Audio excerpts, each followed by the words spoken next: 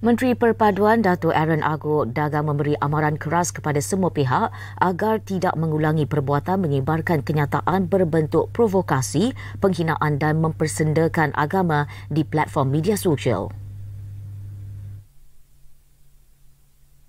Datuk Aaron memohon PDRM dan Suruhanjaya Komunikasi dan Multimedia Malaysia mengambil tindakan sewajarnya terhadap individu terlibat dalam penyebaran kandungan tidak bertanggungjawab ini. Kementeriannya akan terus melaksanakan kempen Cakap Baik-Baik serta menerapkan prinsip integrasi nasional faham, hormat dan terima melalui pelbagai program bagi mendidik rakyat Malaysia supaya menghormati agama dan budaya penganut lain.